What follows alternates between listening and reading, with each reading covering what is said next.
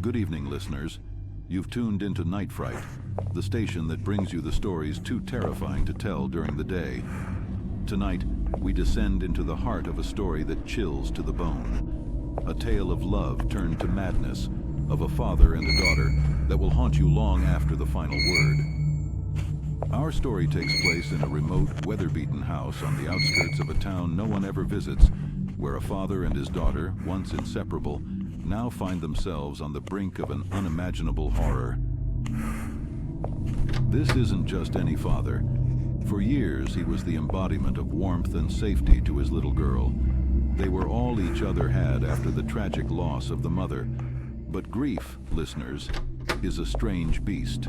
It claws at the mind, distorts reality, and sometimes it twists love into something dark and unrecognizable. It started with whispers, soft at first, almost indistinguishable from the creaks and groans of the old house. But soon, those whispers became voices, urging, pushing the father to the brink. He tried to fight them, but the house, that damned house, it fed off his sorrow, it magnified his despair, and it slowly drove him to madness. One night, the voices were louder than ever. They told him she wasn't his daughter, that she was an imposter, a demon in disguise. He could see it now, how her eyes no longer held that familiar glint of innocence, how her laughter had turned sinister, mocking. The voices insisted she had to be stopped. For his own safety, for the safety of the world, she had to be silenced. And so he took her by the hand, leading her to the basement, a place she had always feared. But tonight, she trusted him, as she always had.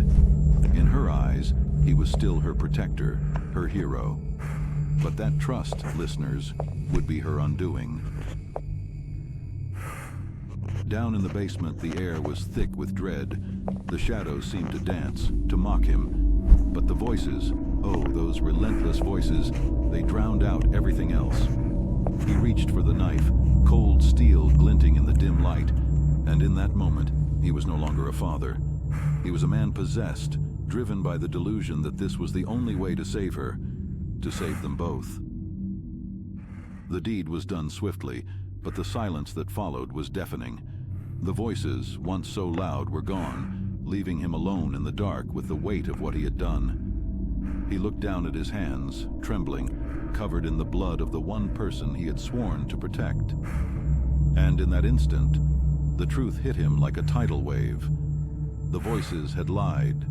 They had twisted his grief into something monstrous, and now his daughter was gone, truly gone. They say that house still stands, untouched by time, as if waiting for the next poor soul to be drawn into its web of despair. And the father? Some say he's still there. But one thing is certain, dear listeners, if you ever find yourself near that house, steer clear, for the whispers still linger in the air, waiting to sink their claws into the next unsuspecting victim.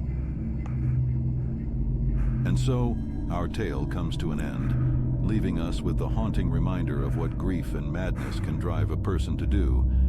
Until next time, keep your doors locked, your lights on, and remember, some stories are better left untold.